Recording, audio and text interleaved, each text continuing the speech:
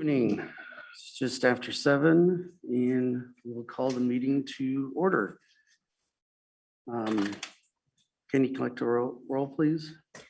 All members are currently here at Spring Hill District Administrative Center. Mrs. Sealing? Here. Mr. Boyle? Yes. Mr. Hoffman? Here. Mr. Winbolt? Here. Mrs. Mitchell? And Mr. Anderson. Thank you. On to approval of the agenda.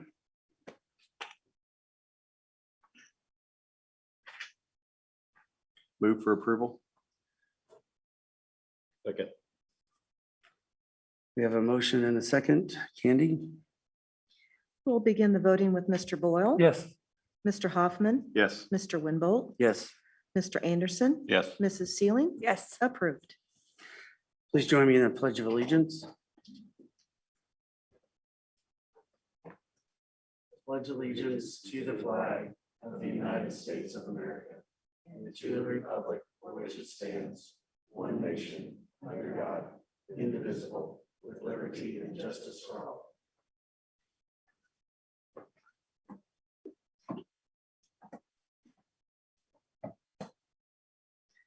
Thank you, everyone.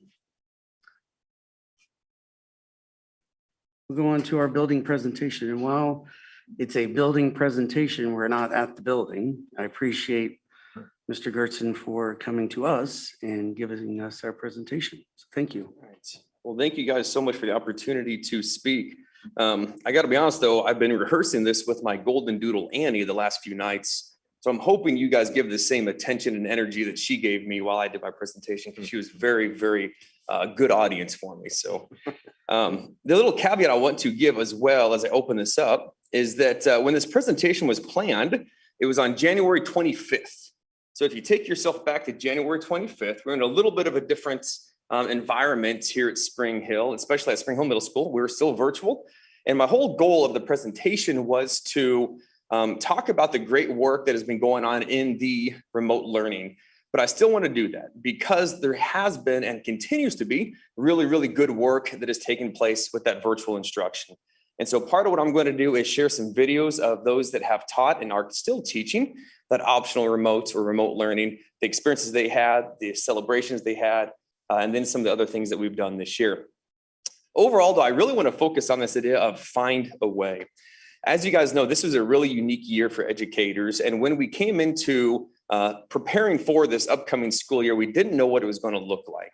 We knew there was going to be some challenges, but ultimately we knew whatever it took, we're going to find a way to help our kids be successful and help our kids meet their goals. And so as I put up there, 2020 gave us a focus and a clear direction for how we can support our kids and our community. The theme that we started this year with was the theme of the Maverick Boomerang. Boomerangs are really kind of unique. I don't know what you can call it, a tool, a device, a toy. But essentially how a boomerang works is the more energy you put into throwing it, the more it returns back to you. And so the theme that we went with our students and staff this year was the more kindness and energy, joy and passion you give is what's going to come right back to you. And to really encourage the staff at the beginning of the year, regardless of what's going on around us, regardless of the political climate, the cultural climate, we can always be that person who's giving joy, giving energy, and just giving to our students, and also taking care of ourselves and our staff as well. And so that was the boomerang theme that we started the year with. And I got to be honest with you, I really feel like it has worked, because in a year that we could have slowed down and taken it easy and just survived, we didn't. And we had a lot of success with our students this year because we have a staff that is so dedicated to the kids and to each other that we're able to really feel like we met our goal and met our mission of supporting our kids both academically and socially. And so we did it because we have dedicated staff. But even more than that, I want to go into specifically what we did to help our staff be prepared to have a successful school year. So going back to spring of last year, we realized we were just not quite prepared for whatever 2020 was going to look like instructionally. And so we got our instructional coaches together, Mika Bauer, Jolene Rutledge, Giselle McDonald, and the elementary coaches, along with the guidance of Mr. Wilson, and really gave them time to meet with teachers and staff and say, what do you need to be successful for the upcoming school year? And so late spring and then through the summer, instructional coaches, administrators, we had a series and we called it the You Asked, We Answered series. It was a series of lessons to help you be a better virtual instructor, how to design virtual instruction, how to present a virtual instruction, how to do assessment during a virtual instruction. So that was all summer long. And then when we got to the fall, that extra time that you guys gave us, we really focused on how we can maximize our learning experiences and our learning time during the school year. And we called it accelerating learning. One of the things that we realized in kind of doing research coming into the school year was we didn't just want to front load the kids with all the information they missed from fourth quarter, that we needed to incorporate that throughout the school year into areas in which they're already doing. And so you wanted to fit what you had missed into the context of what they were covering. And we also spent time talking about the importance of maximizing your instructional moments. We didn't know what the year is going to look like. We knew it was the possibility of sometimes we're in, sometimes we're out, and we lived that. We truly, in the middle school and high school, we lived that back and forth. But I still truly feel like, and we even have some data to show that our students still learn or are still successful. And I really feel like that's because of the work those coaches and administrators did back in the spring, throughout the summer, as well as in August. So we had our accelerate learning, spent time specifically and intentionally teaching staff how to do that.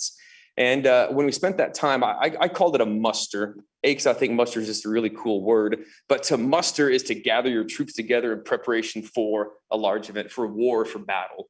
So we spent that first 2 weeks and what we called them muster with really, I mean, they're packed full of learning for the teachers, time for them to prepare, come back for more learning, practice and replication. So I feel like that time was very, very beneficial for our staff. So what I want to do is I got a couple of videos. I actually have 3 videos to show you guys. The first one is from Noelle Miller. Noelle is currently and still teaching optional remotes, and that's all she does. She does social studies for 6th, 7th, and 8th grade. So she had been only a 7th grade social studies teacher. So now she's doing 6th grade social studies and 8th grade, which are brand new to her, as well as running all of our Edgenuity elective courses for the middle school. So she does it for both Spring Hill and Woodland. She, as well as 11 other teachers, still are doing the optional remote learning. So it's kind of easy to forget about that other group. But we have teachers that are still continually not only teaching live and in person, but also then rolling into teaching and instructing their virtual kids each and every day. It was really neat. Last week, Noelle got to meet some of her virtual students in person for the first time. KSD requires that when we did our state testing that kids came on campus. And so all of our optional remote students came on campus last week and this week to take state assessment. So it's been really neat for those teachers to be able to meet their kids in person for the first time. One of our front office staff said when Miss Miller saw her 6th graders, she said it was just like Dorothy welcoming all of her little kids in to come encourage them because she was so excited to meet them physically for the first time. And so Miss Miller is going to talk a little bit, and she also has one of our 6th grade students to share. And I'm crossing my fingers that everything works here.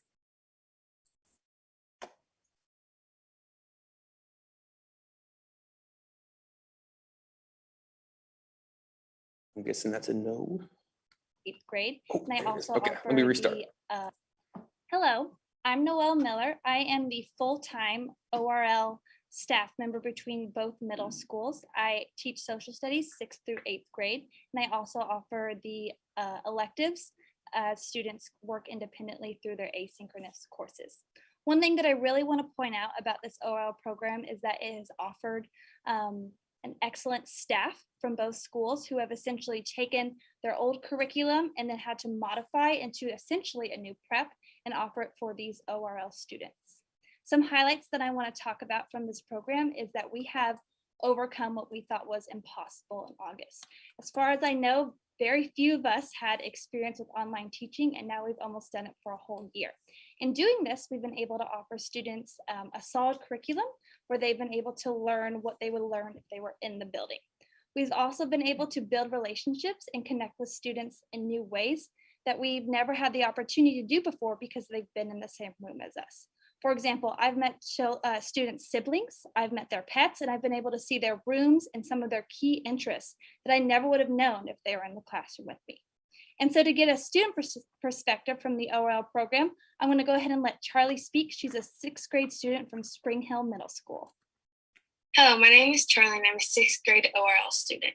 One of the many reasons why ORL program is great is because if you're an independent learner like me, It moves you away from distractions and it allows me to be with my family more. Miss Story is a great teacher for me because I can work at my own pace. She teaches us everything we need at the beginning of the week, and we can work on our assignments the rest of the week. She allows us options to work alone in breakout rooms, or you can go to the main room and work alone. I really like having choices in how and where I learn. It feels very much like in-person school. It is a safe space. And you're still able to meet in groups and clubs at school. Very good. Thank you so much, Charlie, for sharing your perspective on how this year went. And thank you everyone for taking the time to watch this video. All right. Again, that is Noel Miller. We have 12 total optional remote learning teachers who are still teaching right now. Sometimes the remote learning feels like a distant memory, but the reality is we spent almost half the year in a virtual setting. And so a lot of work has gone in, continues going for those teachers and for those kids. Very, very grateful for the work they have done. This next one here is going to be Caitlin Piper talking about some of the work that she did with our students through and providing social emotional learning. So Ms. Piper is our behavior interventionist, and she'll talk a little bit about what specifically she does. So not only does she work with students, but also staff on helping support students' emotional well-being. She's going to talk about that.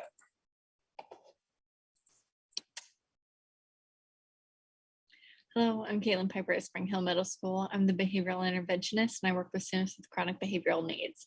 While we were remote, I switched gears a little bit and focused on two different broad topics when working with students. I worked with students via Zoom as well as a couple that came into the building. What I focused on was mental wellness basics and the 6 sustainable happiness skills. The reason for doing this is because behavior is communication, and generally a lot of that communication comes from some social emotional needs. They're trying to communicate those needs to us in a way that we may not understand at first. So to help these students in furthering their social emotional education, we focus on mental wellness basics. I was lucky enough to find the Mental Wellness Coalition and Johnson County Department of Health and Environment had a unit available that was also done with Zero Reasons Why group and was actually had a bunch of activities and videos with students from the Johnson County area, and they were wearing their Zero Reasons Why t-shirts and able to and students in the videos discuss the importance of coping skills, identifying emotions, and being able to react in an appropriate way when we feel those emotions coming on. The reason that I focus on these, not just the communication with behavior, but throughout this last year, everybody's experienced chronic persistent stressors. It was a very stressful year for everybody. And if adults are struggling, then obviously kids are going to be struggling too. So all the activities did follow up with conversations with myself, and we talked about ways to apply it directly to them if they weren't quite seeing those connections. I was happy to see that when they did come back, it was a very smooth transition as far as being able to discuss some of these needs, being able to discuss the need for communication, for coping skills, and for identifying emotions. I also taught the 6 sustainable happiness skills while we were remote to the class that I teach. Instead of focusing on executive skills and ways to improve as a student, we really focus on these on ways to improve student happiness and to improve their well-being. While we were remote, it gave a unique opportunity to be able to discuss how to apply these while they're at home and in the remote setting. And now we have the opportunity to discuss them and apply them within the school setting. Like I said, I don't have hard data to show the success of this. What I do have is observations of students in classrooms with my daily check-ins with them, with their interactions in groups and social settings, and being able to remediate with them after their behaviors, that they did understand the material, were able to seamlessly talk about the information that was presented to them and taught to them while they were remote. Definitely wasn't time lost. I'm very happy with the effort that they did put in and the conversations that we did have remote, and making sure that we were working on their mental wellness education, their social emotional education. that's everything for me as far as supporting students, so while remote, supporting their social emotional needs from the behavioral development world. Thank you. So in addition to Ms. Piper, Ms. Riffle created a virtual counseling department in which kids were able to go on and get support and help. And she created a bunch of videos as well, interviewing staff and talking through how to make it through some of those challenging moments. And so for students, you go back to September, October, November, when they're in the middle of that virtual learning, they had resources and supports. The next one I want to focus on is our fine arts department. As a former percussionist, I know how difficult it is just to perform and be a part of a band when you're in person, but to be able to find a way to create community, because so much of the fine arts is the community, is that group of kids that you lean on and rely upon. It kind of becomes your tribe. And so the work that Mr. Usler and Mr. Brumley are going to talk about is how they use something called smart music to keep their kids engaged and still provide quality learning for the kids. Hello, I am Mitchell Brumley. I'm the middle school band director for our district. I just want to give a little update on how band is going for us here at the middle school, particularly for when we were online earlier this year. Thanks to Dr. Burke and Mr. Wilson, we were able to get the smart music program. That helped us out in a lot of ways. It gave the kids a resource beyond just myself on helping them figure out how to play some of the music. And so since we could only have one person play online at a time and hear that, it helped the kids get a lot more playing time in per class, which was fantastic. And then we were also able to use the recordings through Smart Music to actually compile some songs together for a winter concert, and ended up turning out pretty well. So following this is a short clip from one of our groups playing a piece that we worked on through Smart Music, and I hope you enjoy. Thanks.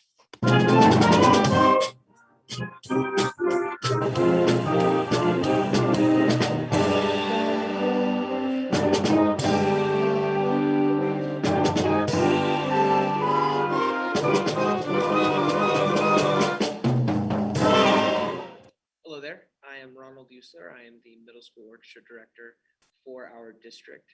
Of course, this year has had many challenges, and in orchestra, it's been no different. It's a very hard class to not only teach but participate in a remote setting. However, this year, through having just amazing and dedicated students, and also with the help of Dr. Burke, Mr. Wilson, and Mr. Elliott, we were able to get smart music, and that gave us a really, really cool workaround for how to have orchestra in a remote environment. What it's allowed us to do, it's allowed us to get assignments out to students where they can record themselves and get instant feedback through smart music. Notes will light up red or green, depending on if they play them correctly or incorrectly. On top of that, we've been able to put our concert recordings together through smart music, and I'll show you a clip right now.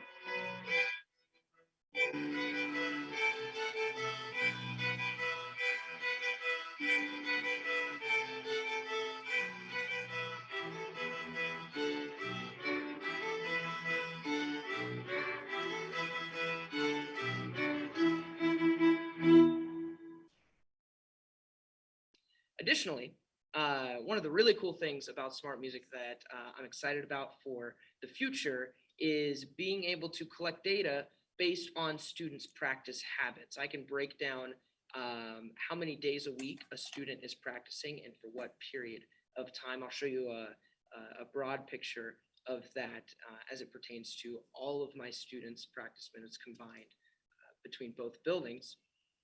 And one of the cool things about that is that it allows me to individualize instruction based on any given student's needs. I can see if a student is struggling with a certain section or idea in class. I can go back and reflect on how did they do on those particular assignments that have revolved around that topic, and what are their practice habits like outside of the classroom, which is really something that in instrumental music education is not something we've really been able to have before and really see real data on that. So it's really, really exciting for our program. And I'm really can't wait to see what we're going to be able to put together in the future.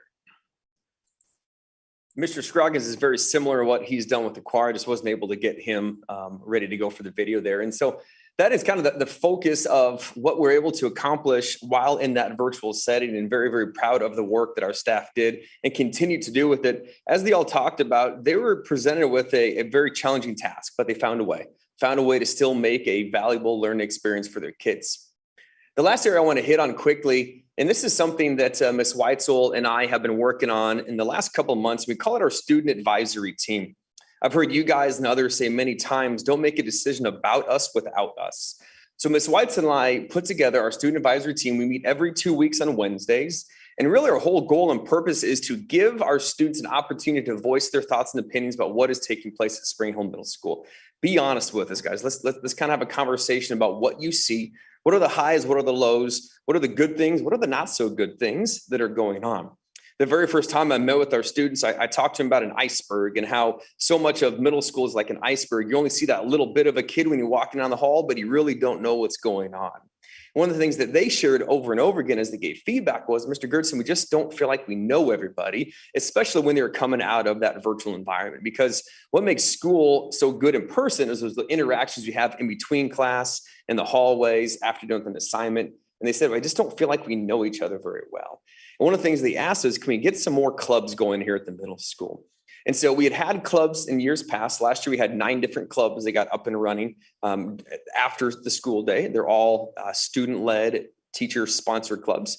But we hadn't quite figured out if we could get them up and running again this year. But I'm excited to say that as of last week, we have 6 different clubs that are meeting after school throughout the week. And they have a variety of topics that they do. They're all student-run, staff-sponsored clubs. What makes clubs difficult in middle school is you can't bus kids to them. It's got to be something that they can get rides for and with. But we feel like that was a way that we could help these kids make connections with one another and give them an opportunity to feel like they had a place and they had a group of people with common interests and common likes that they could share. One of the other things that the kids talked to us about was feeling like they just didn't necessarily know or have the tools to support their own mental health. Mental health is definitely a buzzword, something that's talked about a lot. But to hear it come from a 6th grader talking about their own mental health, that was impactful because they get it. They know that they have some needs and they would like to get help and support. And so one of the ways that we did it at the middle school is we decided to have a mental health awareness and support night specifically for middle school families. And so with the support of Dr. Burke and Mr. Wilson, we reached out to Advent Healthcare and Zero Reasons Why. And we had our first middle school mental health events. We did it just a couple of weeks ago on the 8th. It said 45 minutes, but ended up lasting an hour and a half because people kept talking, asking questions. They just wanted to know more about how they could support their kids and how they could better just be a good resource.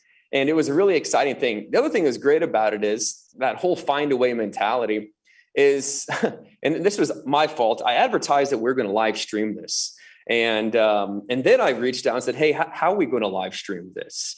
And so I had a conversation with Phil and he said, we're going to do it. We're going to do it really, really well. And we did it really, really well. And so huge kudos to Phil and his team for providing a really, really good way in which anybody could go online and watch this. And so we're able to stream live the events on YouTube. It is still there. So anybody can go back and watch it at any given time. It's on our Spring Hill Middle School page.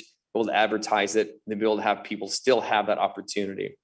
And so overall, I'm just so proud that Spring Hill Middle School, the staff have found a way to get through challenges in a year that you could have slowed down and just said, let's make it through. They didn't do that. They found a way to help our students grow. They found a way to help themselves survive a very difficult emotional time as well. I don't know if you'll typically hear principals say, I can't wait to take state assessments, but I'm really, really excited to find out how we did on state assessments this year. So last week we did our ELA. This week we're doing our math. Next week we'll do our MAP test. And I'm stoked to find out how we did because I feel like our staff have worked so hard and our kids have responded so well that we're going to see positive results. We've actually already seen positive results in our students meeting their growth goals from the fall to the winter and excited to see how they carry that on into the spring. And so that is my presentation about Spring Hill Middle School, how we found a way this year to be successful despite difficult and challenging times. I think this is a great picture. We took this picture back in August. We might be a little more tired, a little more ragged now, but a lot of the same looks would be there as you look amongst our staff. So thank you guys again for the opportunity to share. And if you have any questions, I'm happy to answer them for you. Thank you, Mr. Gertson. As a band parent, I find that smart music is actually very helpful in the process, and it sounds like it could be used because for years we had the progress or weekly reports that they had to show how many minutes they practiced for the week. This will be so much better for parents, so that the teachers can see how much they're practicing. So that's very good. Thank you for your presentation. Yes. Anybody else have any questions, comments? Great to hear. Thank you. Thank you. All right. Thank you. I'm not going to move on just yet. One of the things that I wanted to say, it's not on the agenda, but last week was National Volunteers Week.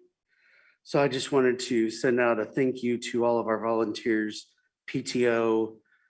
I'm going to miss people, but PTO, site council, that's a volunteer position, and then all of us up here. We volunteer a lot of our time, and I just want to say thank you to everybody that participates in education and the well-being of our students and children. So thank you.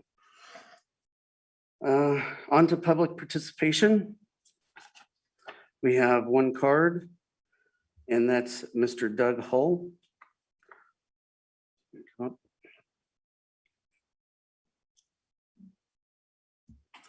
Thank you. And I hope you find this a little unique, because I know generally people like to come here and complain. I've sat in on a couple of meetings throughout the course of the last year, but I'm not here to complain. 9 years ago, I bought a house and I had no idea that it was even Spring Hill or Olathe School District, but there was this beautiful elementary school at the end of my block. And little did I know, 9 years later, I would have a kindergartner attending Prairie Creek Elementary School at the end of my block. And like I said before, I've sat in on a couple of the meetings, and I'm here tonight to personally thank each and every one of you for your leadership and your courage to do what you've done in such a bizarre and challenging year that we face in the 2020-2021 school year. And specifically, I want to call out Jody Cole, the principal at Prairie Creek Elementary. One of the most fantastic human beings I've ever met. And I also want to thank my son's kindergarten teacher, Michaela Halaparik. The year has been just a tremendous experience. And the good news is, as a kindergartner, he really doesn't know any better other than the fact that it's been a tremendous year. So I came tonight just to thank you for everything that you've done for all of the parents this year. Thank you. Thank you, Mr. Hull.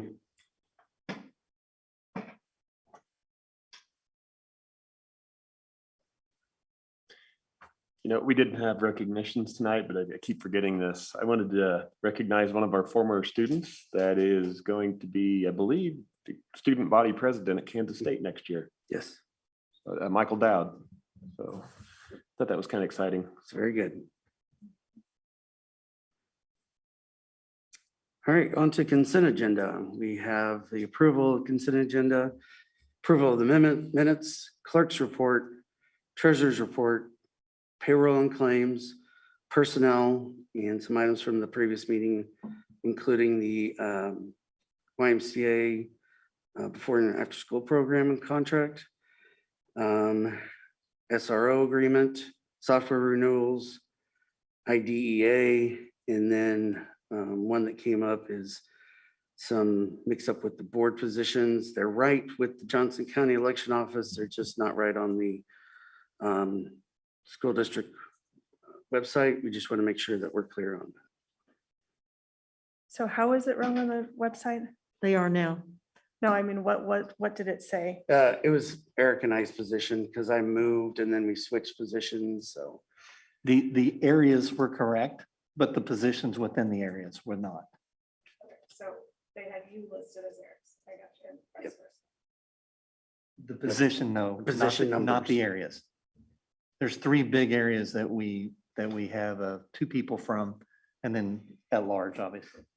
And so the areas is the part that's very, very important, but the position within the area is something that we designate, but we did not have the correct designation according to Johnson County. It doesn't change anything though, No, just the no. numbers. No, but we have to basically acknowledge that the positions were not correct on the district website. And so just to kind of make sure that everything is copacetic, we just need to vote to make sure that everybody understands. But the areas is the most important thing. The positions is very secondary. But it's still a mistake and we need to acknowledge it. Under personnel, I wanted to put a shout out to Melissa Torres for all the years she was with us and to thank her. She's going to be missed. Yes. Wonderful teacher. I second that. Yes, and we're also, I don't know if you guys saw, we're getting back our secondary teacher of the year, Mary Larson's coming back. Excellent. So I'll entertain a motion for consent agenda. Move for approval. Second. It's been moved and seconded. Any other questions or discussions? Candy? We'll start the vote with Mr. Hoffman, Yes. Mr. Winbolt. Yes. Mrs. Mitchell, Yes. Mr. Anderson, Yes. Mrs. Sealing, Yes. Mr. Boyle, Yes. approved. Thank you. Moving on to action items. First up is building structure bid for Spring Hill Middle School number 3. Dr. Burke? Yeah, we talked about this. We know middle school number 3 is coming up, and we'll turn this over to Tim Mee. It's that bid time, and Tim will share that we have some good news and some not so good news. The not so good news is we're over budget, but being a year and a half behind, we kind of expected it. The good news is that we have the money that we can cover it. So I went ahead and threw out the bad pill, Tim, so you can do the rest. All right. Dr. Burke kind of stole my thunder there, that there's good news and bad news, but like I said, there is, and I'll let Mike talk a little bit more about all of the things and exactly what happened.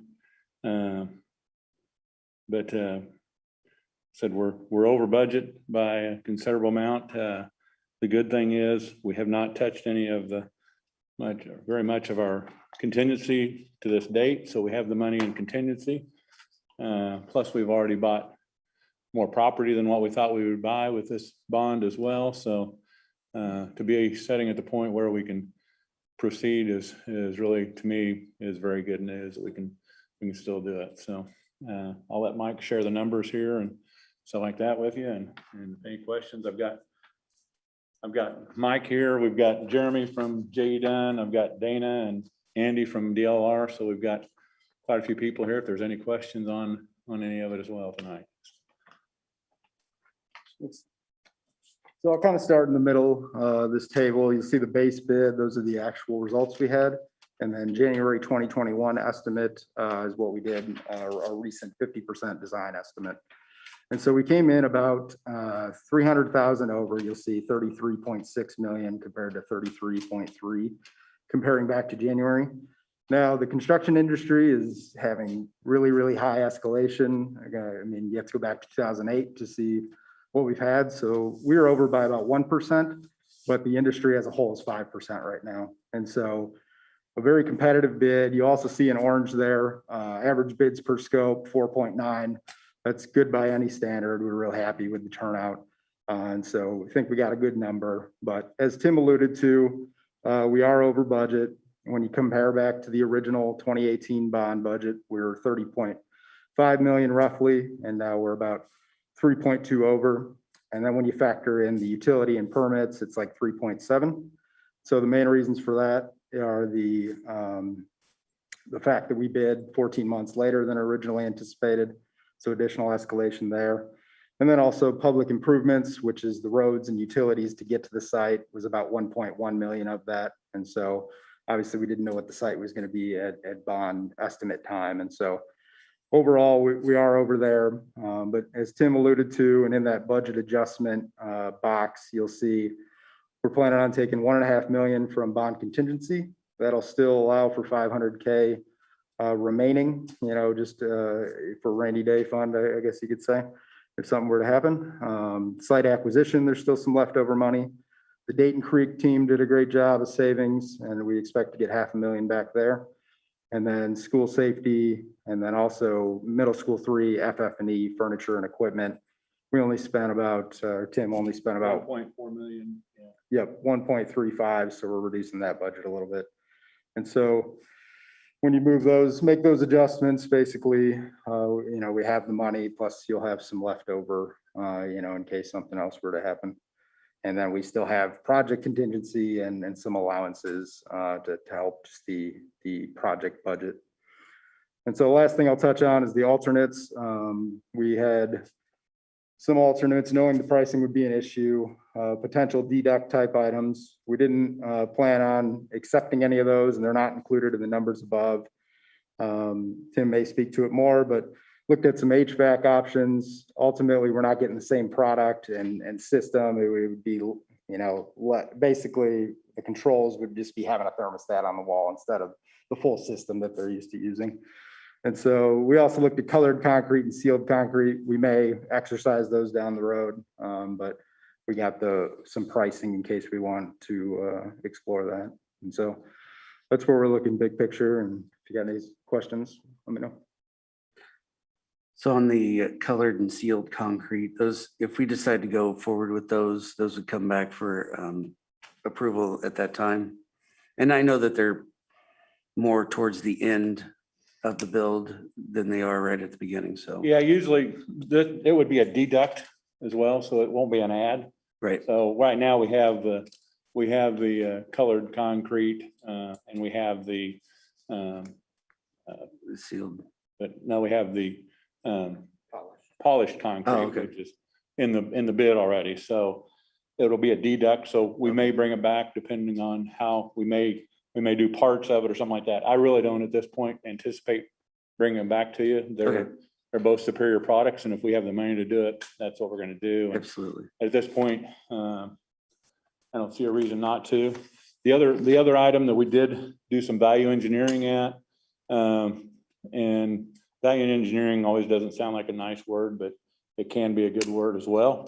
Our roofing manufacturer, Garland, came to the table. We said, hey, we're tight on bid. What can we do? And we sat down with them and we've been using a little bit different product from them. We've been using it's still a modified Bittman roof, still the same base flash and stuff, but instead of on the cap of using a granulated cap on it, we've been using a gravel ballasted roof and on it. It's a good roof. It is also a roof that's very hard to find leaks on sometimes too, though, having the gravel on it, because you've got to shovel the gravel out of the way. And if it's stuck into the tar, then you've got to actually chip it out of the way if you have a leak in an area. So while it's a very good roof and it holds up very well, we think $170 some $1,000 we were able to take from the bid. The roofing number at the time, and they offered that up voluntarily this is the same roof we'll be going with we have on Spring Hill High School and 3 or 4 other facilities here in town that's performed. It's got the same warranty and everything else as everybody. I just wanted to throw that out. So I do have one more question. What does RTU stand for? Rooftop unit. Okay. So we bid an alternate rooftop unit because we do bid a sole source rooftop unit, so that we're using Aon as the brand that we bid. But we wanted to make sure that they were honest. And so we bid out a couple of other options for them to bid on. Some other manufacturers could put into the bid, and they actually came out higher. So we feel like we're getting our good dollar value from Aon. So good. Does this mean our HVAC controls will not be the same as Woodland Spring? no, our HVAC will be the same. It'll be This would have been a deduct on it. Basically, it would have been it's a little bit more than a thermostat, but our guys wouldn't have the ability, anything they do to the unit, they would have to go to the unit to do. If they wanted to adjust the outside air dampers, the unit would take care of some stuff automatically, but if we get into a 0 degree or below day, a lot of times we go out and we actually we don't actually go out, we are able to do it online, shut down the air dampers. Now we would have to go to the units if we were to take that deduct, and that's just one good example of why we don't want to take the deduct, because it would be going to that building and shutting them down manually and then sending somebody out there later when, if we go occupied, then you got to take somebody out there to, if we bring kids in on a really cold day, we would have to manually operate it. So. Okay. Then going back to the concrete, the ceiling, we seem to have trouble with concrete crumbling. Is this something we could do a little bit later under capital outlay? This is interior concrete. Oh, it's interior. This is on the sealed concrete versus the polished concrete. That is the interior concrete. Okay. There is the other concrete, which is, how do we have it listed? We have it. And the colored concrete is the exterior concrete. And right now we use, at the front of, I don't know if you've noticed the front of Woodland Springs, it's a little bit different concrete. It's a little harder concrete. It's got more sealants in it. And it's kind of almost look like it's got a wax or something on it because it's a little shinier and stuff. So it's a little bit better sealant than what on the normal concrete as well. So to me, it's a superior product for those areas. So plus it's a neat looking concrete too. It's when you're walking up to the front of the building. So.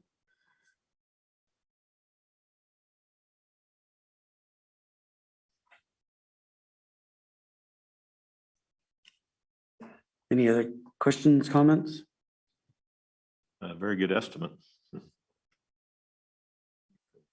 It's been kind of scary seeing what the market's doing and talking with the J. Dunn guys, a couple of construction managers at another area school just bid out some stuff recently, and they're bidding on the time they should have been, not a year and a half, and I don't think they're going to get to take their bids because the market's that volatile. So you think it's more materials, labor, or both? A lot of materials more than labor. More materials. Yeah, the sheet metal pricing doubled. It's wood. I mean, it's kind of across the board. There are some sheetrock, the metal studs we use, these are basically steel buildings. I don't think we've seen a lot in concrete or some of those are cement block, the concrete block we use. We haven't seen a lot in those, but steel and wood and doors and hardware, anything that might come from China or somewhere like that, we definitely see some price increases. Have any of the subcontractors expressed any concern of having the labor force to do the jobs? That's what I was getting No? at. They haven't on this job specific. We had the plumber that we used at this building in our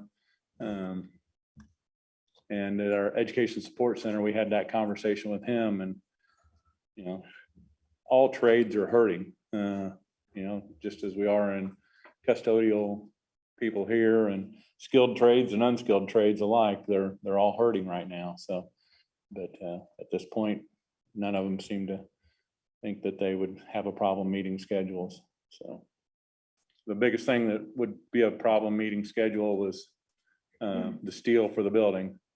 And we have actually increased our duration of the project a little bit to account for that, because the steel lead time is longer, especially for the bar joists and stuff like that are going into the building. There's kind of a little bit of a shortage on those right now. So.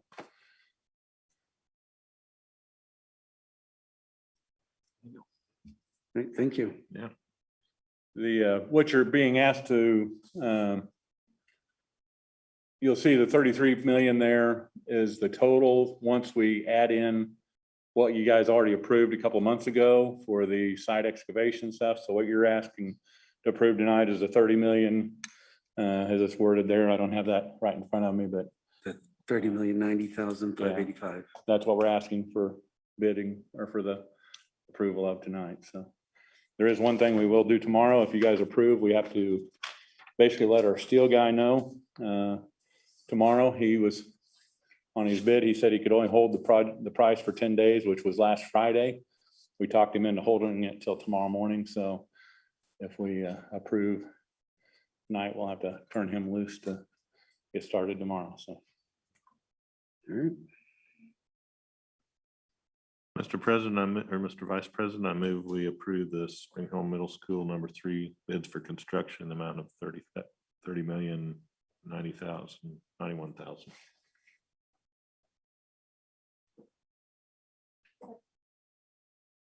We have a motion and a second to approve the construction amount of 30,091,000.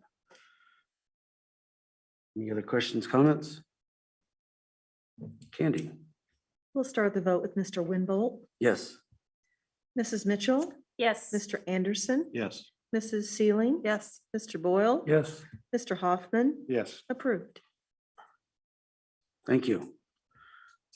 Steel guy's gonna get a phone call tomorrow.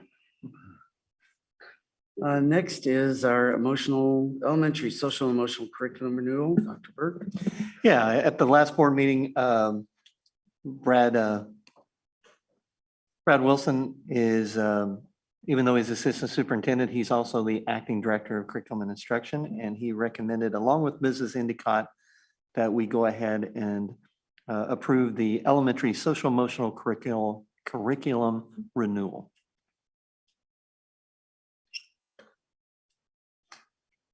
You have any questions or comments for Mr. Wilson?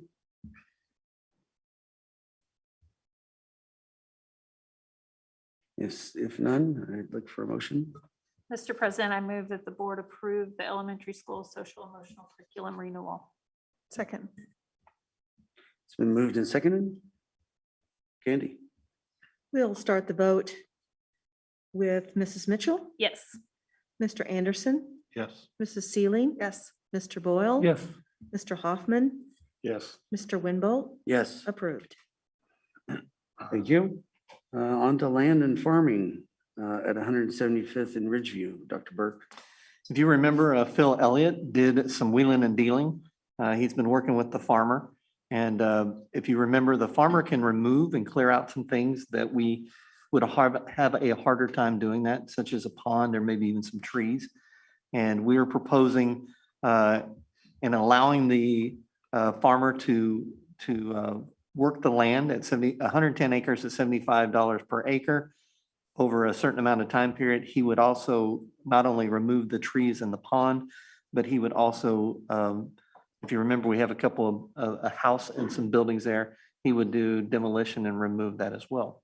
So we recommend the board has asked to approve the proposed. Hold on. I'm sorry, Dr. Burke. Go ahead. I haven't been able to get actual contract language. I can't get him out of the field right now.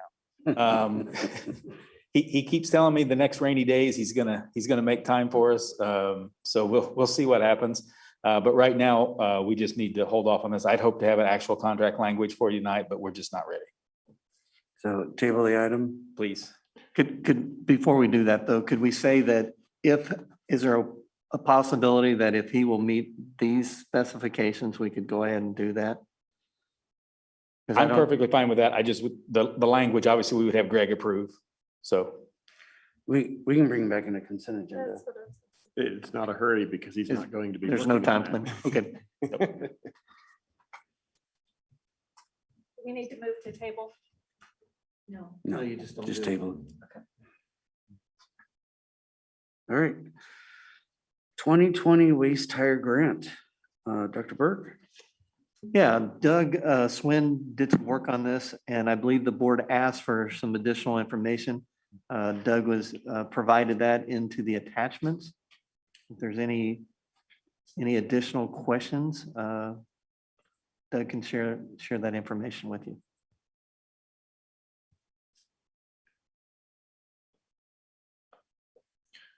I did want to mention, though, there was a price increase due to the delay from putting the grant together back in December and getting it submitted and to what's happened here recently. So the overall price is up about $4,600 since the number I gave you at the last meeting.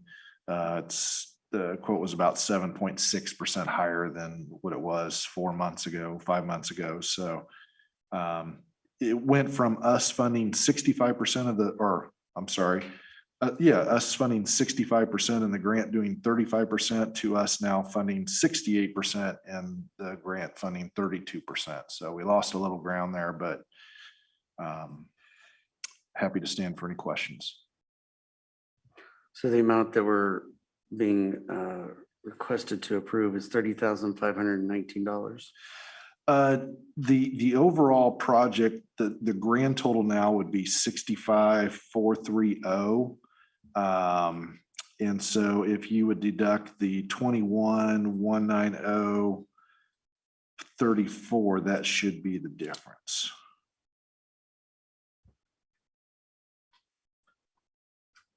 I had a question. Yeah. Are all the manufacturers pretty much the same? Because Fry didn't really specify what they're providing. They just said rubber.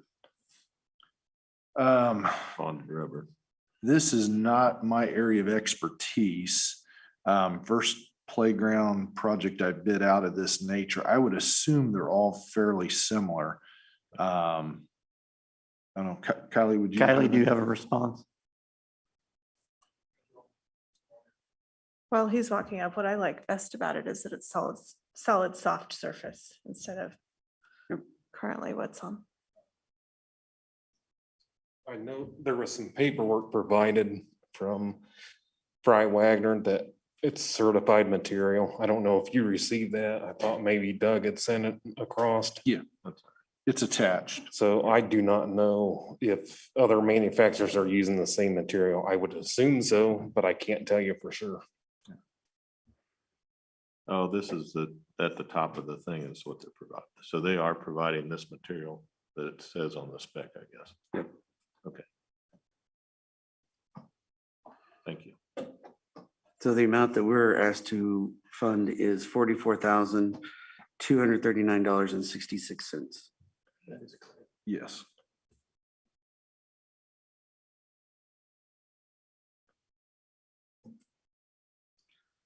All right, thank you, Doug.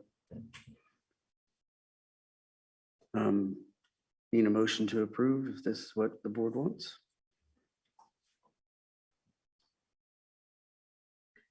Mr. Vice President, I move the board approve the matching portion of the tire or waste tire grant in the amount of $44,240. Second.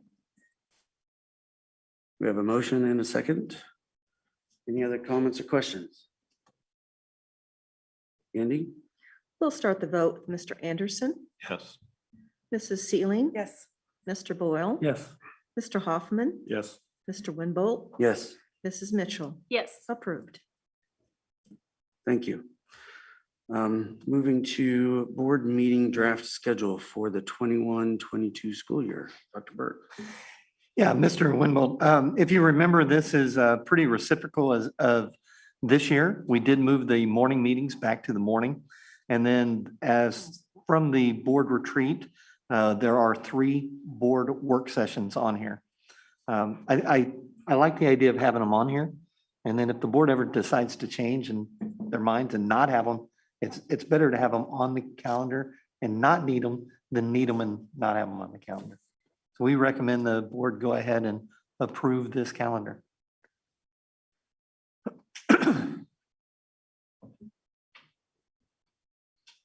Thank you.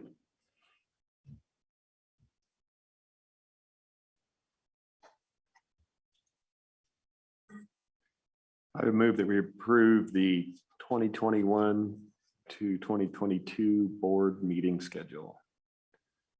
Second. Thank you. It's been moved and seconded. Candy?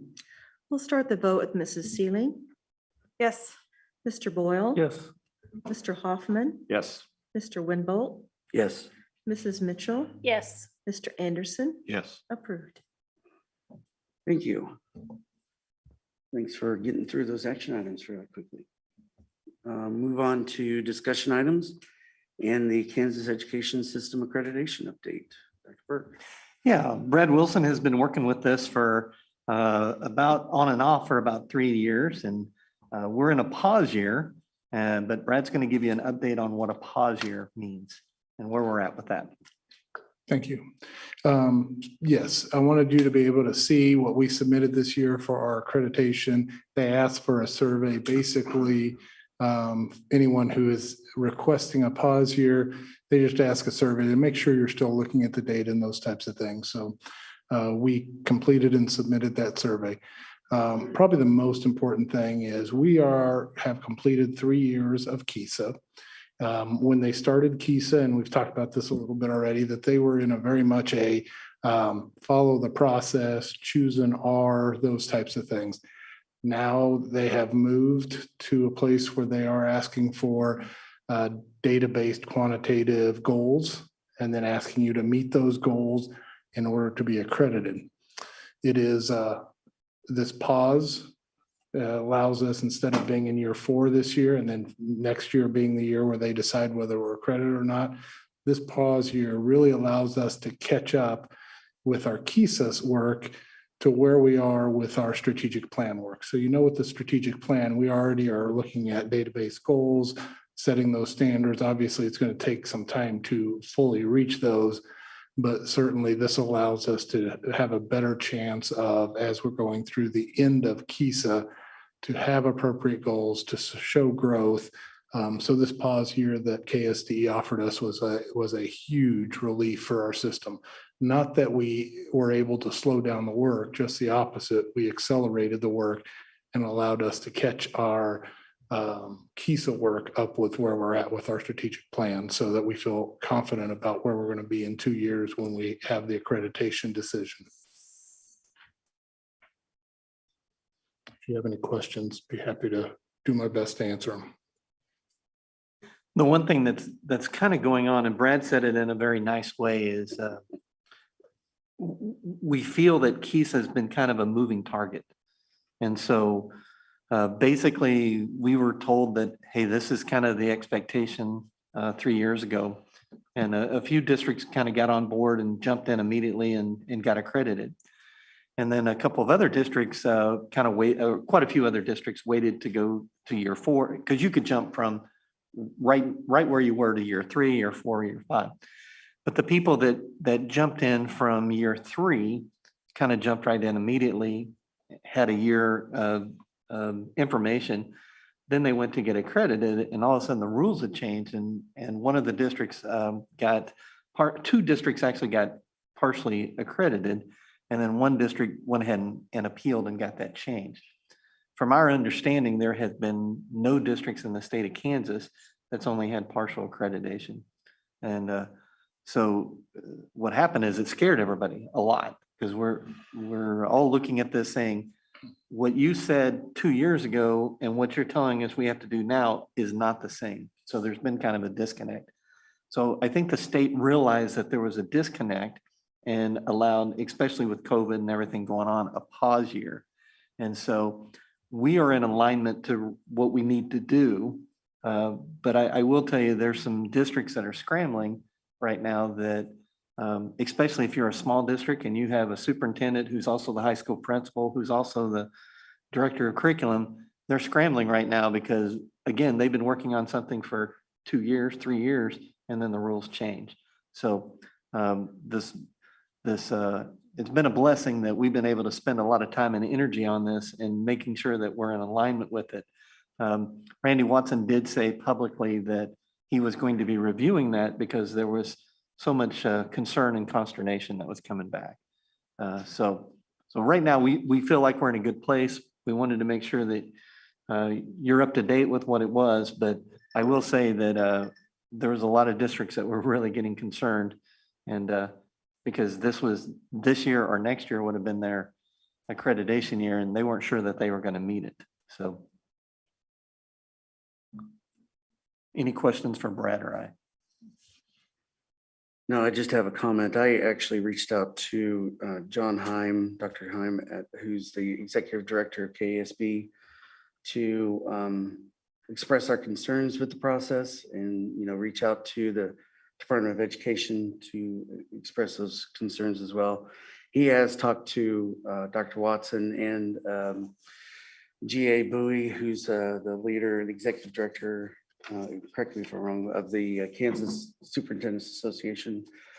They're working to make sure that school districts understand the process and the issues that are going on.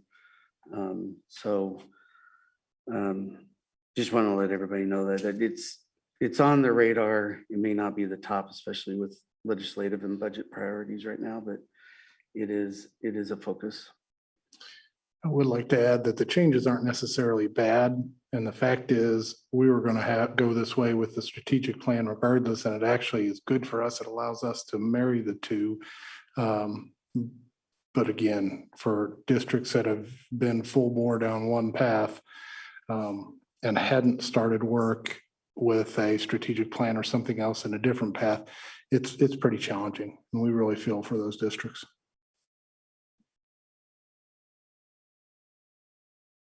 Any other questions or comments? All right, thank you. Thank you, Mr. Wilson, Dr. Burke. On to building handbook changes. Yeah, it's that time of the year that we bring to you our building handbook changes. And I believe Darcy Sly is going to share any changes that we're looking at with the elementary handbook.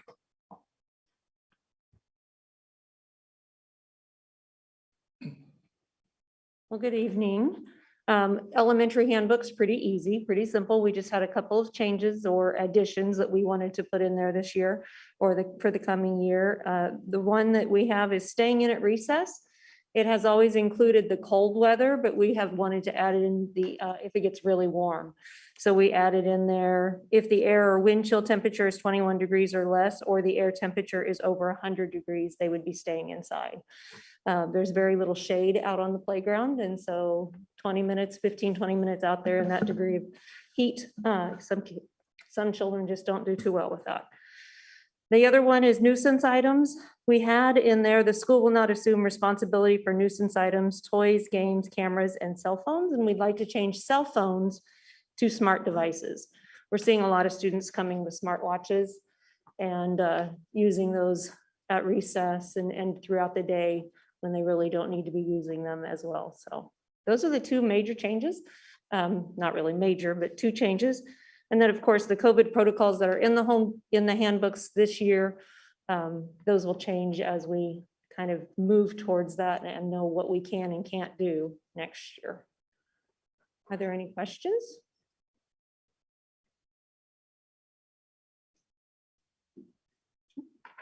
Okay. Thank you. Thank you.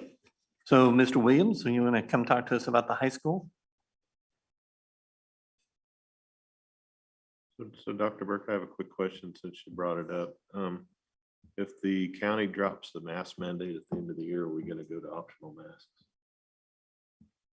At the end of the month where it's currently set to expire. Right now, we are scheduled, when the board approved it, you approved keeping the mitigation through the end of the school year, So our end date is May 26th as of right now. May 26th.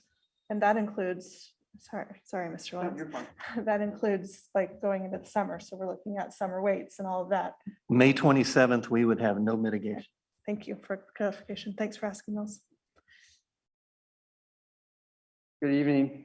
Hope you guys are doing well this evening. So we have a few things we'd like to reinstate, hopefully past COVID, and it's some small additions. This is our normal bell schedule that we would hope to be able to run again next year with our Bronco hour. And then also a class schedule with no Bronco hour, and then our late start Wednesdays for PLCs. We did include a COVID mitigation bell schedule just in case something happens, and we'll keep going from there. So those are the things we'd like to reinstate. Some things we'd like to do for the discipline is give us a little flexibility. A lot of things aren't really black and white when it comes to discipline. And so the up to gives us a little flexibility on some of the choices that we have for punishment when it comes to some of our discipline things. And so this would give us our flexibility when it comes to these things underneath our progressive discipline plan. Dress code, believe it or not, the sun shines really bright in a building. So kids like to wear their sunglasses. That's a little bit of a joke, but they still like to wear their sunglasses. We like to be able to tell them no sunglasses unless it's for medical purposes like concussion or something they need for those. Lori does a great job informing us if a student has a concussion, they need to wear sunglasses in the classroom or something. So we like to include that. And the last on the nuisance item is the laptops. Kids are very creative and can make their laptops make some really high-pitched squeals if they want to sometimes in a class. And so this will allow us to be able to address laptop issues under nuisance items. So those are the additions we would like to include, and then the reinstatements of our normal bell schedule that we ran in previous years, the next year's handbook. Any questions? I have a question on, I know that it says cell phones. Do we want to do the smart devices like the elementary does? Because they're going to use this, you know, Apple Watches Yeah, and Samsung we watches. can change that. And I can have that ready to go for the next meeting. I just, as we get more and It's more. more broad. Yeah. on that. So yeah, we can definitely change that. So cell phones are at, it sounds like at the teacher's discretion though during class. Yes, some kids do have their cell phones out. They can also do some situations where they do, a lot of kids use their cell phones for calculators, to be honest with you, on some things. But some teachers do allow them to have their cell phones out on their desk for some reasons. I've been dress code. I just have a clarification. I just directed someone to our handbook today. Yes. And then also asked them to call you and Mr. Sprague if they had further questions, but it's with tank. I feel like this comes up all the time with tank tops, with boys versus girls. What is the answer to that? As long as the undergarment's not showing, they can wear a tank top. Yes. I'm assuming that's why spaghetti straps, because you can Yes, see correct. undergarments, but boys and girls can wear a tank top as long as it's not. Okay, thank you. When you're talking about the laptops, I assume you're talking about the school supply. Yes, but yes, the school supply I was laptops. having a hard time wrapping my head around calling it Yeah, a sorry nuisance item. for the clarification. Just, they need that for class, but yet we're going to take it away and put it in the office. I'm just confused on that. Well, sometimes We want them to use it the way it was. is Yes, I intended to be agree. used for.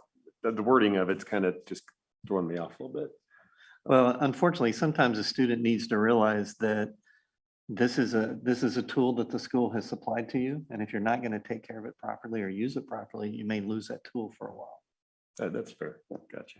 Well, and so if I'm reading under that section 2, if the teacher decides that they don't want cell phones, then they can have them take it to the office, then have the parent pick it up. That progressive as well, right? Yeah, usually if a student, usually what happens, texting is a big distraction, or Snapchatting is a big distraction in class sometimes. And when a teacher gives them a warning and they tell them to take their cell phone, it takes several warnings before it comes to the office. We will have in the office and we notify the parent to please come pick up the cell phone at the end of the day. I'm sure the teachers feel like they have to pick their battles in that. I mean, Correct, they could be fighting phones all day long. correct. I don't know. I don't know. I have very mixed feelings about phones in the classroom, and I feel mostly because I feel bad for the teachers. Yeah. This has got to be a full-time job to be the phone police too. Yes. But I understand that they're using them for other things, maybe their calculator. I can't really, I've tried to think this through, like what would they be using it for? Other than that, I mean, they have a computer, they have a calculator on the computer. I don't know. Can I be a little selfish and be personal? My Yeah. daughter carries hers so we can get her Dexcom readings. Right. So for a medical purpose, she has her cell phone on her all times in the classroom. So there's some reasons that cell phones Sure. are there. I can see that there would be things like that, Yeah. especially with all the Wi-Fi technology and things like that for sure. There was a time when cell phones weren't allowed in schools, where they were a little newer.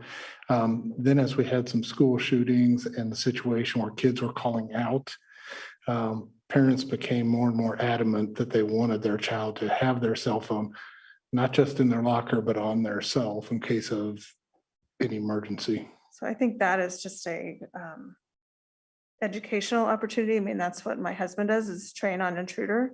And the last thing you want to do is have your cell phone in your hand because you're calling attention to yourself.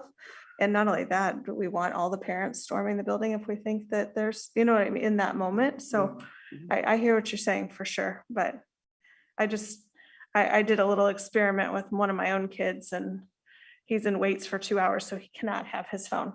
But in 2 hours, he had 46 Snapchats with other people in the building. I mean, so is anyone paying attention is what I'm curious, you know what I mean? Because I could just log into his, who will die when he hears that I said that publicly. But I just kind of wanted to know, like, how much are you Snapchatting or the other people during the day? I just think it's a giant distraction. So just my 2 cents. For middle school and high school.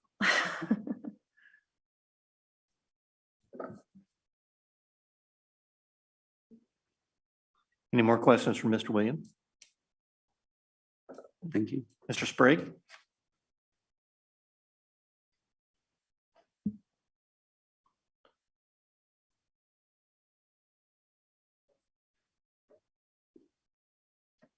Good evening.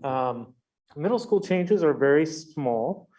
Most of it is in our discipline or progressive discipline plan. If you look on page 42, in tier 2 behaviors, we removed truancy from tier 2 behaviors. There's a reason for that. That is that there are better ways to handle that through more social emotional resources as we work with students and not necessarily from a disciplinary approach. Page 43, we did add under tier 3 behaviors, vandalism and damage to property. Kind of decided that sometimes damage to property isn't necessarily vandalism, it's just damage that's created intentionally. So we'd handle that with tier 3 behaviors. And then finally, under threats of violence, that's just some cleaning up language, didn't change any meanings, any content of that policy at all, just more grammatical corrections. So, and yes, we will add smart devices to cell phones. It's a good idea. Thank you. Your policy in middle school is a little bit more strict though. On cell phones? Absolutely. We don't dare to be put away in their backpacks and turned off is usually what we ask unless they have a medical reason to do that. We don't allow them in classrooms. Even for calculator use, they can use calculators. And we have calculators for them if they don't have one. So, but we do not allow them to use them in the classroom.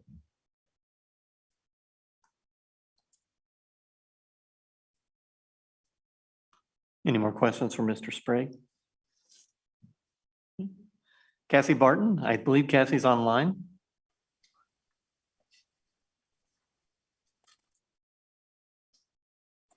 There she is. I'm here. Hello. Good evening, everyone. I'll go quick. Virtual schools, not any really major changes. We did some cleanup with aligning our handbooks to some of the processes that we follow, did quite a few little clarifications for learning coaches or parents so that they know how to do different things that they might be using our handbook as a resource for. Let me make sure I'm following along with what you're looking at here. I think it's coming up. So throughout, we had to update our, of course, dates and the addresses because we will be moving our office location over the summer. We added instructions on how learning coaches can update us when they have updated immunizations for their students. And then I'm going to go pretty quickly. We took out the piece about face-to-face orientations as we are not going to be doing those this summer. Those had never been required. The required ones are all online. And so we will continue with that practice. We added a piece under our code of conduct on the kid handbook, and it just aligns with the district policies as well. It was actually a piece that we had intended to get in the yearbook a couple of years ago, or maybe last year, and somehow it did not make it in there. So you'd approved it once, we were bringing it back to make sure that it is in there this year. We have added a policy on, looking for it here, I'm jumping ahead a little bit, I'm so sorry. My my screen is delayed.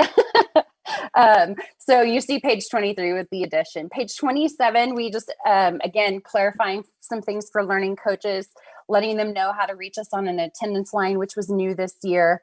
And then also we had automatic engagement notifications that started going out this year. So letting them be aware of those up front. It was actually a new tool that the parents really enjoyed, and it helped them be on the same page and make sure that their students were doing what they're supposed to be doing. We added a notification of rights under the Protection of People Rights Amendment per our compliance audit. Just making sure that everybody is aware, learning coaches know that they can opt students out of surveys, not that we ever really participate in those, but just so they are aware of that. We made sure that learning coaches are aware if they change their address, we will need an updated proof of residence. We do have to ensure that all of our students are residents of Kansas, so we do have to have that on file. We also, it's coming.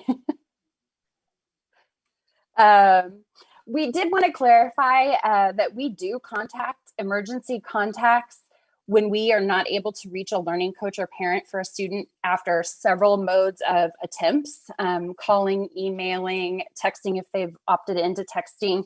If we haven't been able to reach them for a couple of weeks, we will reach out to emergency contacts. So we wanted to clarify that so that did not surprise anyone should that occur.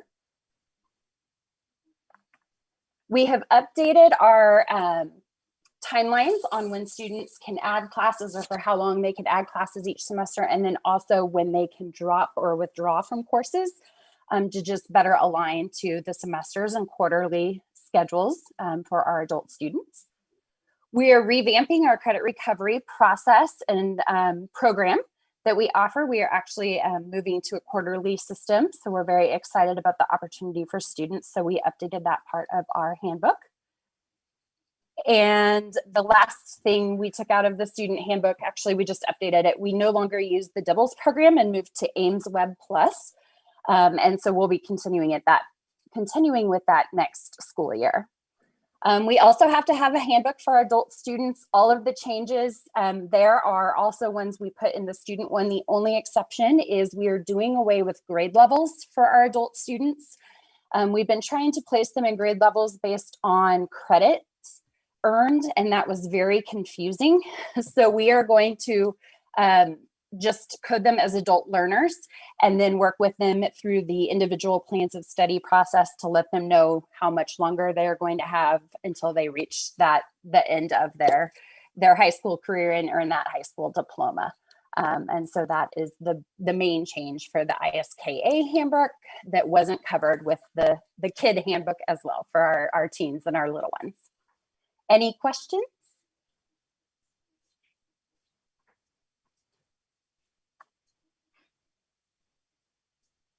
I don't see any. Thank you, Cassie. Thank you very much.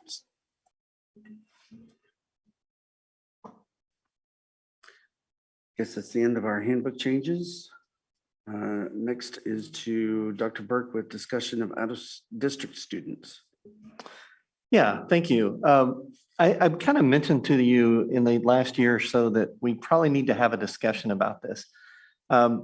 Basically, we have made exceptions for students who have moved out of the district. There's kind of three levels. First of all, we have some families that were grandfathered in by Dr. Gehring. So back in the day that we just kind of had our open borders, there were some families that reached out to him. He wrote a letter approving them, and those people have been able to stay. And as long as they are students in good standing, they're continuously enrolled, and we have space for them, we've always allowed them to stay in our district, even though they don't live here. The second group is we allow the children of current employees who live out of district to attend our schools. And again, this still sets up if the students continuously enrolled, they remain in good standing, and we have space for them. And then the last group is what we've been doing is we've had people that have been going to school here for years, and then they move out of the district. And then we, as long as we're not supplying transportation for them, we've allowed those people to continue to attend our schools as well. So again, if the student's continuously enrolled, they're a student in good standing, and we have space for them. The big thing for them is we don't always guarantee they'll get to stay at a particular school, but we do guarantee that they get to stay in the district. What I'm proposing has nothing to do with those three groups. And to me, those three groups, we've kind of said, this is what we're doing, and I would recommend to the board, we continue to do that. But basically, we have more and more students that are moving out of district every year. And then we continue to allow them to come in. And I can tell you right now, when we look at the transfer paperwork, it's getting bigger and bigger stacks, because not just people who want to transfer internally, but we require those people out of district to fill that in every year. In looking at that, I think the thing that really caught my eye and the attention this year is the amount of new teachers that we had to hire that is based on the people that live in our district or is moving into our district. And these are our continual taxpayers. And the people who are moving out paid taxes at one point. They're still part of the 20 mills, but they don't have a vote on the bond issues. And I can tell you in 2016 and 2018, people in the community who were against the bond issue brought up the idea that if we didn't allow these out of district students, we wouldn't have to pass a bond issue. I don't believe that statement is correct, but that's part of why the board closed our borders, I believe, about 7 years ago. So what I'm proposing, that if a student moves out of the district after May 28th, now I'm not married to this date, but you have to have a date, right? But if they move out of the district after May 28th of 2021, they would need to transfer to the district in which they live. Now, let me give you a couple of different examples. So if somebody moves this summer, classes aren't in session, other than a senior, and I think we do need to make an exception for a senior. They've been here that many years, we should let them finish. But anybody below that, I would say that person who transfers in the summer, they need to go to the school of wherever they now live. Okay, that would be the first group. The second group is if classes started. So let's say that school starts in August and these people move out of the district September 1st. We would allow them to finish the semester. And that's what most districts around us do. They allow them to finish the semester. And then the second semester, they would need to go move into the district in which they live. I'm not trying to be harsh, but I can tell you, I probably get, I'm not exaggerating when I say probably anywhere from 15 to 20 calls a year that says, hey, we're looking at a house outside the district, and this is great for our family, but we want to continue to go to school in Spring Hill.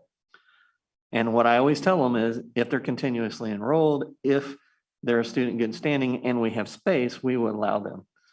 But I would say in the last year or two, and Katie can attest to this, those calls are happening more and more. So we're keeping the people who are moving out of the district along with the people who are moving into the district. And so I just think we have a need to have a discussion. And again, I'm not married to the date. If somebody says, why don't we wait until June 30th? I don't really care that much on the actual date. I just think we need to have a time that we just say, moving forward, if you move out of the district and your child's not a senior, you need to go to the school district in whichever you move. You're going to be paying taxes there. You're going to be dealing with bond issues there. You need to make that move. So thoughts, questions, comments? I think one of my concerns has been in the past anyway, that not so much for the people that I'm purchasing a house outside the school district, but people that are renters, and either the house they're living in gets put up for sale, and there's really very little rental property here. I think that is changing too. I think there's more and more rental property that's going to be available, but sometimes it's not their fault. Like, they want to be here, but there's no place for them to be, kind of thing. And then I just think maybe there would be good to be, and maybe there is a lot of communication, but I hear these conversations people are having, saying things that maybe there should be some something said to people about if you don't live here and your child's in the district, this is maybe how you should phrase this when you're talking to people. So, Well, I got to tell you, and administrators will probably shake their heads. When someone doesn't live here and their child's causing a lot of problems, and maybe they're not supportive as well, you kind of have to, in the back of your mind, think, why aren't you going to school somewhere else then? If you're not happy here, maybe where you live would be a better opportunity for your child. So again, I just think I think we need to put a time and a date and just say, from this point forward, if you're going to move out of the district, you need to go, I think we can leave a couple of caveats. I understand you got a child who's a senior and all of a sudden one of the parents gets moved and gets a job and you have to move. Okay, I understand that. You can stay with a friend or a cousin and finish out the year. If it's going to be more than a year, they probably need to go be with their family. So, but Mrs. Mitchell, you have a great point in saying that, some people are saying, well, I'm looking. We have some of the same people that are looking 3 and 4 years now. wow. So at some point, it's time to buy a house in our district or to rent a house in our district. This is going to come back. Could you give us some numbers on how many? How many that have left? How many are outside of district that we have accepted? We can find that out just based on Yeah. what, I don't know that it'll be harder to break it down into who is grandfathered in. Do you want it broken down to just people out of district in general? Do you want it broken down to employees and then non-employees? How do you want it broken down? I would like to see how many students have a residence outside of our district that attend our schools, and you can break it down between or exclude employees. I don't care about that. That's a perk that we give them. Just so the non-employee students that are I agree. going to school here that live outside the district. And one of the things you said is if we have the space for it, well, we continue to hire teachers, which means that if we don't have the space, I mean, if we said we didn't have the space, maybe we didn't have to hire a teacher or two. So those extra students are forcing our hand to hire more teachers, which puts more of a burden on our taxpayers. So I think that by saying that we're essentially out of space, kind of puts it back into their court that, maybe they need to move on. Well, 15 to 20 is an elementary school class in some cases, right? Right. That's a whole class if you're getting 15 to 20 calls a year. So I don't think that this policy would, when we look at others around us, they are extremely strict. Yeah. About this. There's no leniency at all with letting people into their district. So I don't think this is out of line at all. And we're only talking about the people that would move. I think we need to clarify that over and over again. I've even had a couple calls today. People saw the agenda and they were worried that their current family would have to move this summer. So just want to clarify again. And then I'm just curious about the grandfathered in. Does that mean their whole family is grandfathered in? Including grandchildren. That's what I mean, Yeah, like, where does that? I never went with grandchildren, and to be honest, I've been, first of all, there's not that many. And luckily through the years, a lot of them have the families have gone through the system. There's a few that asked for children and then they had children later that weren't on a list. Again, as long as they're a student in good standing, we've kind of honored that as well. But no, not grandchildren, Nels, or to me, the immediate family, your direct child, not grandchild or cousin or nephew, or no, we've not done that. Well, I've kind of heard people say like, well, we live on the edge, so they just let us choose. And I'm like, I don't think that's really how this works. That's not how this works. Let me put it this way. When it comes to a bond issue, they're not paying bond issue mill levy. And they may be in favor, but aren't able to vote or vice versa. Well, and I think we ran into some situations where people feel like then they're being treated discriminatory compared to other people, and that, that can be an issue as well. I think if we just have a flat, Yeah. this is everybody starting this day, regardless of any specific aspect about you, this is the rule, then if we apply it to everybody, then it's not discriminatory. Looking back, I was thinking that this discussion kind of came about when we went to the block grants, because we still were getting the base state aid per pupil until the block grants, and then we weren't getting anything for people that were out of district per se. I mean, we were still, but it wasn't based on that number anymore, correct? I brought it up a few times. So this is the first time that I formally just said, this is what this would look like. Does this need to be I know we have a policy that basically designates the superintendent on making those decisions. Do we want to go further than that and lining out the policy for everybody to see? I wanted to get a feeling from the board tonight, and then I'll have Greg Goheen write policy specifically for this.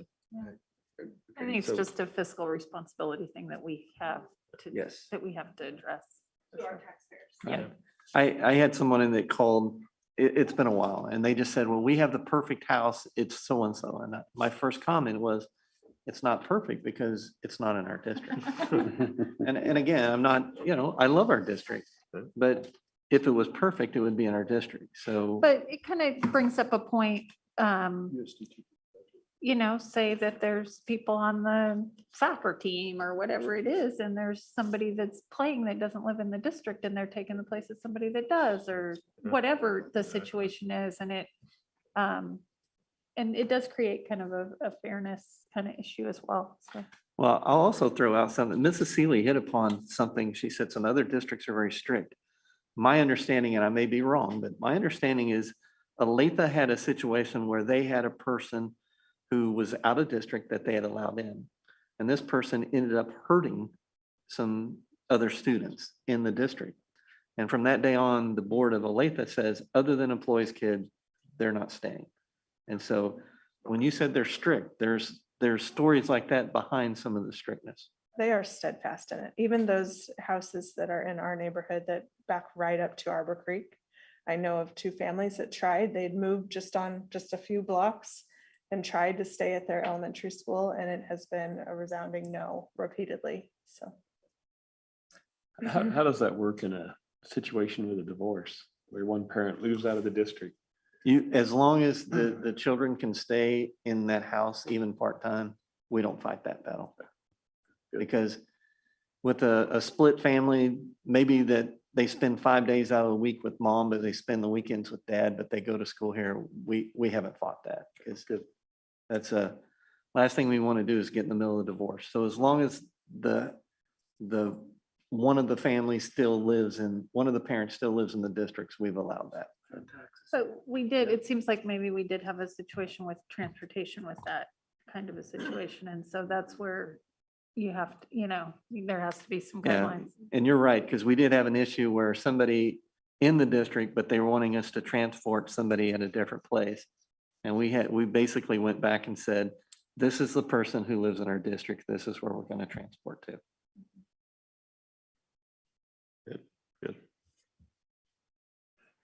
Good conversation. Any other comments or questions? Just to remind the board, the reason this is such a what do you call it? There's not all the extras at the end. This is a normal morning meeting. Right. It's just in the evening. So if you say, well, why is it so truncated? Because this was a normal morning meeting. It's just, we just did it. We don't have the list or anything like that. Not complaining. It's still about an hour. I'm 4 minutes past what my target was. Way to go, Wayne. I'm just kidding. Any other comments, questions?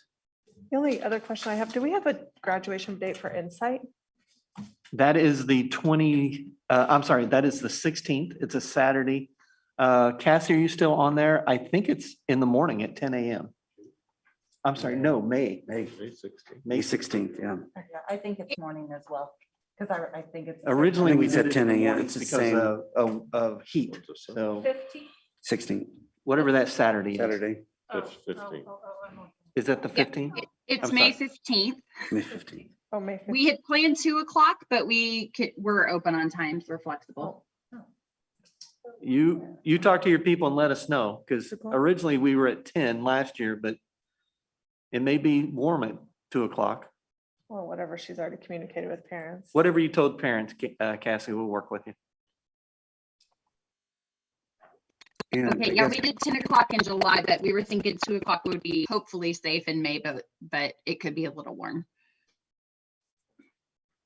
So to answer your question, Mrs. Sealing, 2 o'clock, Saturday, May 15th. Cassie, do you need to know how many and who of the board members are going to be there? That would be fantastic. Then we'll make sure that we've got all the setup ready to go. Great, thank If you you. guys will just get that to me, let me know if you'll be there. I'll send out an email to you guys too as a reminder. Thank you. Kathy. Yeah. Yeah, less than 4 weeks till our own graduation. There's only 4 of you. Yeah, So the there's- 16th on Sunday? No, it's the 15th. 15th, okay. Saturday the 15th. Gotcha. 2 o'clock.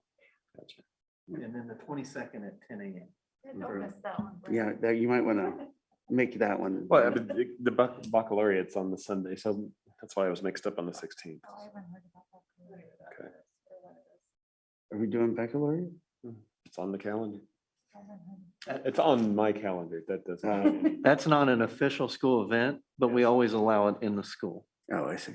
So whoever the parents get that together, we've always allowed it to be in the school. So whatever parents decide to get that together. As I'm looking at 4 board members. This is enough volunteering for me right here. All right, any other comments, questions, anything for the betterment of the board? If not, I'll entertain a motion to adjourn. Move to adjourn. Second. All those in favor? Aye. Approved. Thank you, everybody. Have a good evening. Hey, there's just a